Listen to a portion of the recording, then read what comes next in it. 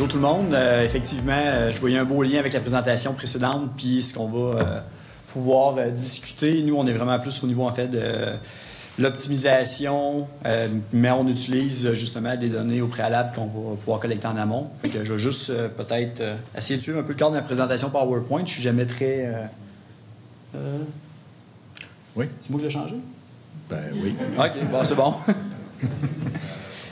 Donc, comme Alain Résumé a fait, on est spécialisé dans le domaine de la télémétrie véhiculaire depuis 2006.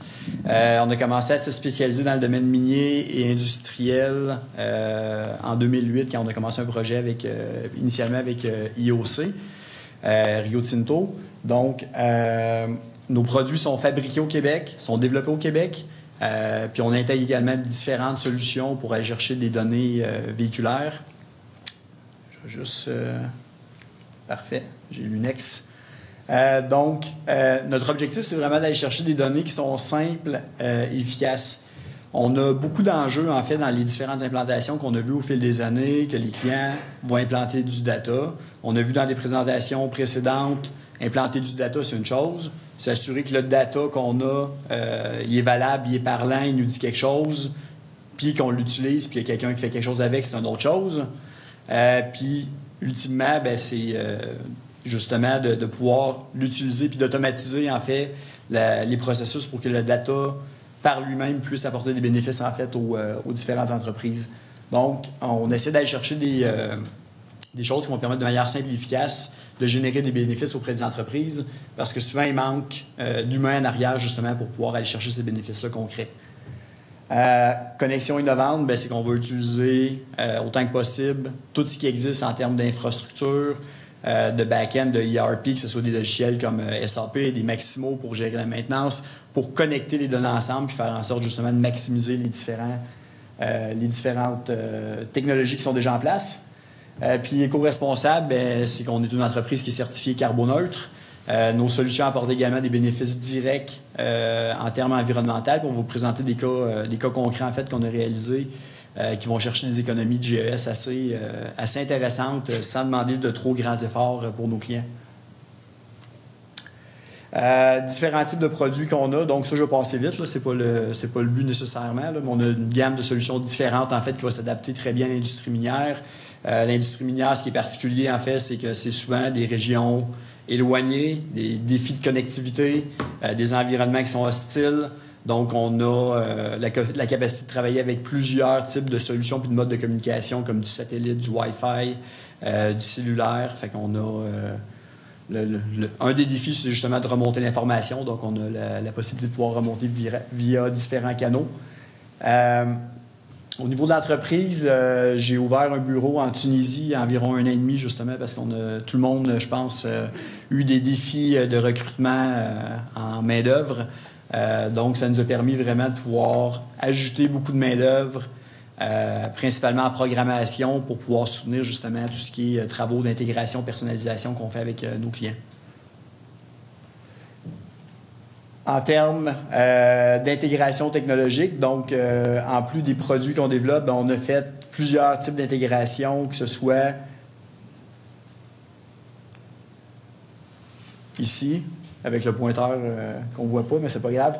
La section du fond, en fait, c'est des différentes technologies qu'on appelle plus côté module qu'on a intégrées. Au milieu, c'est des logiciels avec lesquels on travaille, qu'on a intégrés également, qui se partagent des données. Puis on fait vraiment du partage bidirectionnel d'informations pour s'assurer justement que le maximum d'informations est disponible dans le moins d'interfaces possible pour l'usager final. Et à droite, c'est qu'on a un système d'accès contrôle mobile également au niveau de notre technologie qui permet d'intégrer en fait les cartes employées des clients directement dans les modules pour pouvoir déterminer qui peut utiliser quel type de véhicule, qui a quelle formation pour pouvoir prendre quel équipement. Donc, ça amène vraiment un volet santé-sécurité qui est super intéressant. Puis souvent, quand on veut réconcilier du data qu'on va collecter au niveau des véhicules, on sait souvent qu'est-ce qui est arrivé, c'était quel véhicule, mais on a de la misère à savoir c'était qui.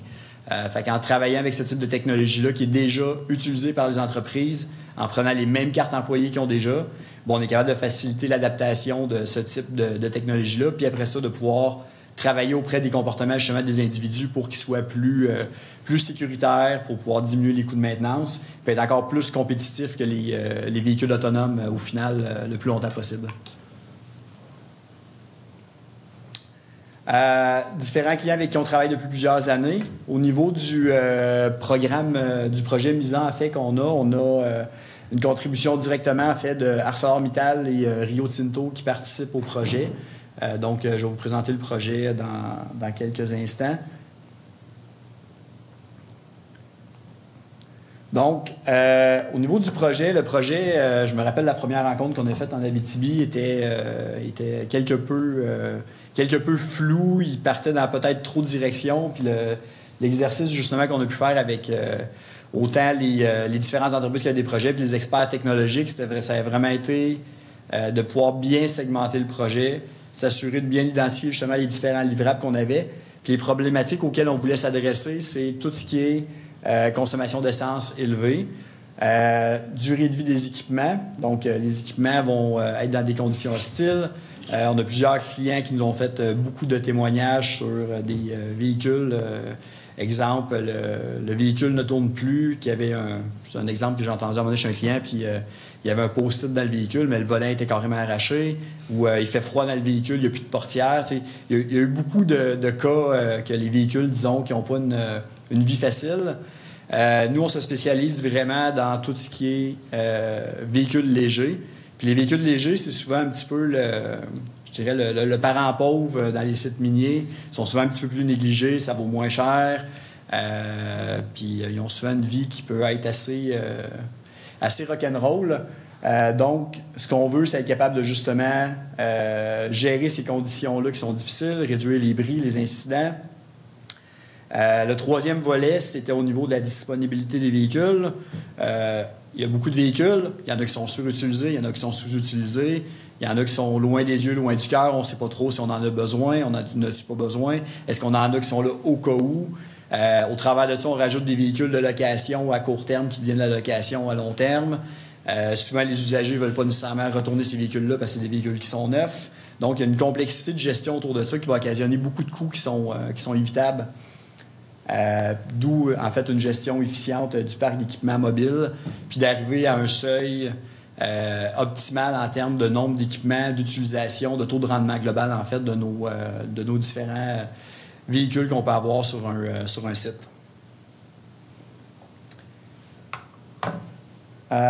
Donc, le contexte, quand on parle souvent des clients, c'est qu'est-ce qu'on fait de différent, pourquoi qu'on va être encore là dans quelques années, parce que les manufacturiers arrivent avec des outils, des véhicules connectés. L'enjeu qu'il y a, les véhicules qui sont connectés souvent ne vont pas nécessairement partager cette information-là avec différents systèmes. Donc, c'est pas nécessairement des données qui appartiennent aux clients. Pour nous, les données qu'on va collecter, c'est les données du client. Il y a plusieurs modes de transmission d'informations également qui sont disponibles. Donc, le but, c'est de regrouper l'ensemble des données disponibles, de pouvoir faire en sorte qu'il y a une base de données unique qui permet justement, au travers de notre projet qui est en 3 étapes qu'on voit plus bas, qui est le dimensionnement du site. Donc, on veut être capable de dire aux clients, dans tes opérations actuelles, de manière optimale, en tenant compte de plusieurs variables, tu devrais avoir aujourd'hui tant de véhicules, puis dépendant de l'évolution de ton site minier, tu devrais aller vers tant pour avoir un niveau optimal de l'utilisation de ton parc de véhicules. Ce qu'on voit souvent, en fait, chez plusieurs clients, c'est que de façon ponctuelle, il va y avoir des études qui vont être faites. On va inviter des consultants à venir faire une analyse des besoins de la mine. Ils vont venir faire un travail, ils vont faire des rapports. Le rapport va des fois être appliqué, des fois il ne sera pas tout le temps appliqué. Puis au bout de quelques années, en fait, ce même travail-là est refait manuellement.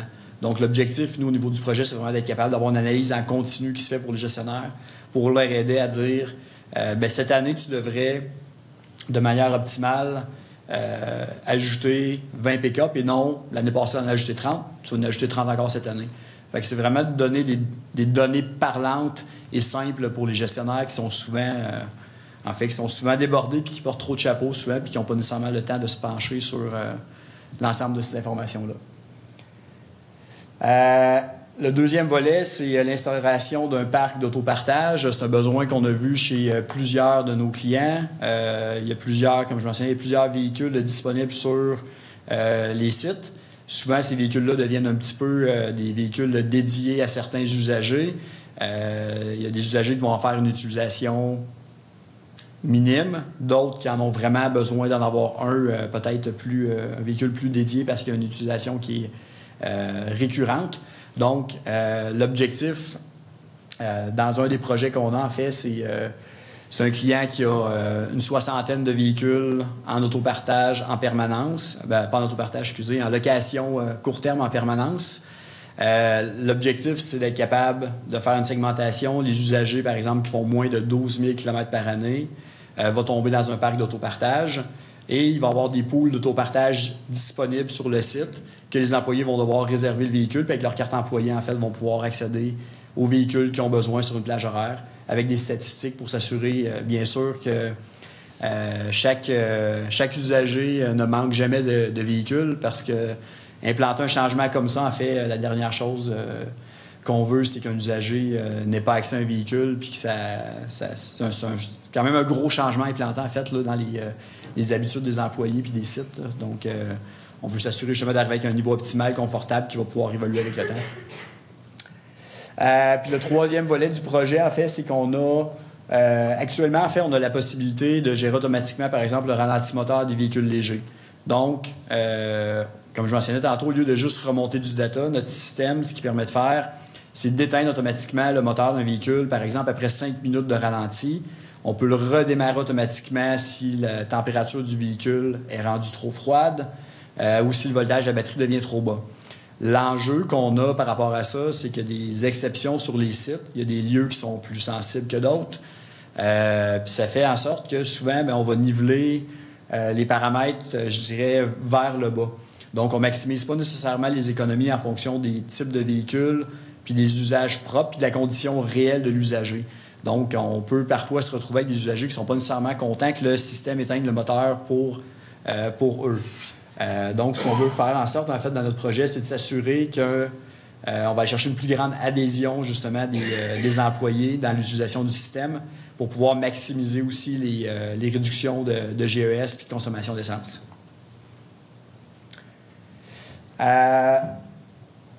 Je ne lirai pas le paragraphe, là, mais l'objectif, en fait, au niveau de notre proposition de valeur technique, c'est de s'assurer justement d'avoir la bonne personne dans le bon véhicule au bon endroit sur le site. Au niveau du projet, c'est un projet global d'environ 1,4 million. Donc, on avait une base technologique qui était déjà en place, qu'il fallait qu'on fasse évoluer. Il fallait qu'on fasse évoluer carrément l'équipement qu'on développe, la technologie qui est en place. On intègre l'intelligence artificielle, de l'analyse de données. Donc, il y a plusieurs volets super intéressants en fait, qu'on va aller chercher au niveau du projet. Il y a une implication des partenaires miniers. Il y a le Paris CNRC qui a participé, puis notre partenaire principal est bien sûr MISA dans le cadre de ce projet-là. Donc, autopartage, on est rendu au volet 1. Donc, c'est un projet qu'on fait vraiment conjointement avec un site minier. Donc là, on arrive à l'étape d'installer un premier parc d'une dizaine de véhicules en autopartage avec un client qui a des employés qui vont commencer à faire la réservation de ces véhicules-là. Il y a des défis de gestion de changement, comme je mentionnais tantôt, qui sont quand même pas si faciles que ça, mais ça progresse quand même bien. Donc, actuellement, les employés sont en mesure, dès qu'ils ont un accès à Internet, en fait, de pouvoir réserver un véhicule. Ils vont choisir leur plage horaire de réservation, pour combien de temps ils ont besoin du véhicule. Puis, à partir de là, on va pouvoir commencer à accumuler des données également sur les secteurs, les utilisations, les taux d'utilisation, les distances que les véhicules parcourent. Puis, on met des plages horaires qui sont un peu restreintes pour éviter aussi qu'il y ait une sur-réservation des véhicules. Fait qu'il y a plusieurs variables, en fait, qui vont ressortir dans le cadre de ce projet pilote-là, qui vont nous permettre de mieux adapter justement nos critères d'exception qu'on peut mettre en place, puis mieux gérer les différents paramètres. Guillaume, 5 minutes. 5 minutes, parfait. C'est bon, ouais. C'est bon. Ça, c'est un exemple, c'est pas le rendu final qu'on va avoir, mais dans le cadre justement des ateliers qu'on a fait avec MISA, ça m'a pris quand même plusieurs discussions. Il y a eu plusieurs bières de consommer dans des bars en Abitibi pour que je comprenne concrètement comment que je peux emmener de l'intelligence artificielle dans ma solution. L'intelligence artificielle, on l'entend à toutes les sauces. Puis concrètement, j'avais de la misère à voir comment que je peux le faire. Puis ça, c'est un exemple, en fait, d'un partenaire technologique qui participait au projet, qui a pris le temps, en fait, de me monter une espèce de simulateur avec les données qu'on avait. Donc, j'ai donné accès à notre base de données. Il a pris les données, il a travaillé avec, puis il a utilisé un outil d'intelligence artificielle qui existait pour me montrer concrètement quelque chose qu'on pourrait faire, en fait, avec les données qu'on a. Je voyais d'un bord, en fait, les consultants qui viennent faire les analyses d'utilisation des véhicules. Ils demandent l'accès à nos données, ils utilisent nos données comme paramètres essentiels pour faire les analyses.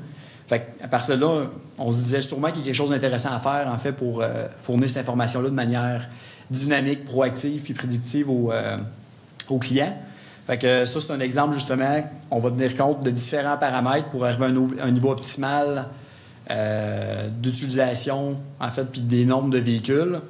Là, après ça, on tombe dans un environnement de véhicules légers, donc il y a plusieurs paramètres et exceptions à prendre en compte. Il y a des véhicules qui ont une criticité super importante, en fait, puis il faut qu'il y en ait toujours un disponible. Il y a des véhicules de dynamiteurs, il y a des véhicules d'intervention au niveau des bâtiments, de l'entretien, n'importe quoi. Donc, il faut vraiment faire des profils de véhicules. Puis c'est un travail qu'on fait conjointement, justement, avec une firme actuellement qui a un consultant en gestion de flotte qui est sur place pour pouvoir bâtir les modèles prédictifs les plus précis possibles.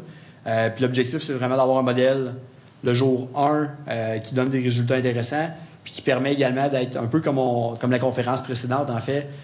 C'est de modifier, justement, parce que les mines évoluent, d'être capable de prédire dans le futur, bien, j'aurai besoin de combien de véhicules si ma mine évolue de telle façon.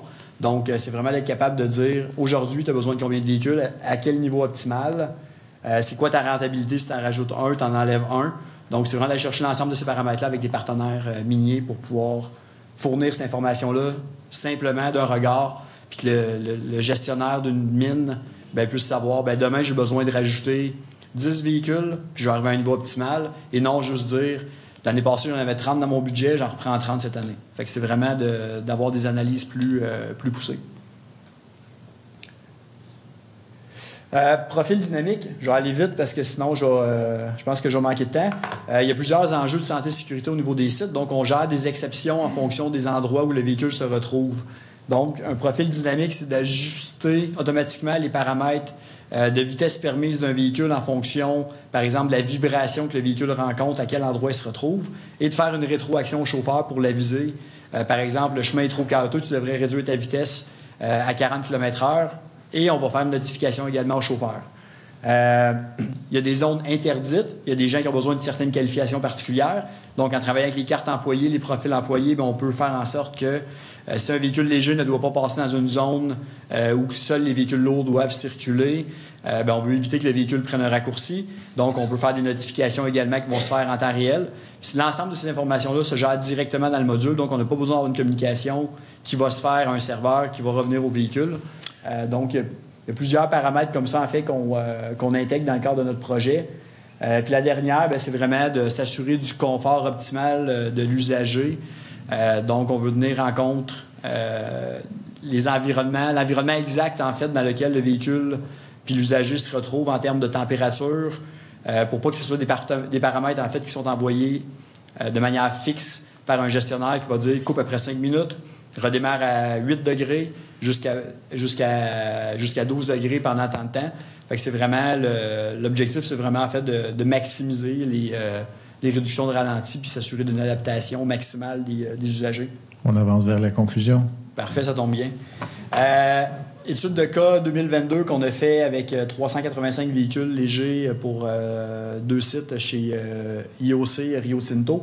Donc, avec le système actuel, on a été chercher 551 000 $. Ça revient à 1 433 $ d'essence économisée par année, par véhicule. Ça représente près de 100 000 heures. Ça représente, pour vous donner un ordre de grandeur, un véhicule qui aurait roulé sans arrêt pendant 11 ans. Puis ça représente 902 tonnes de CO2, qui est d'environ 3 tonnes de CO2 de moins d'émis par véhicule. avec notre projet, on a bon espoir de pouvoir augmenter ces économies-là d'au moins 25 à 30 supplémentaires en ayant des paramètres justement qui vont être plus adaptés. Puis en plus, le système, ce qui est intéressant, c'est qu'il est accrédité par le ministère des Transports du Québec. Puis il y a une subvention disponible de 30 vu que c'est un système qui est vert. Donc, merci.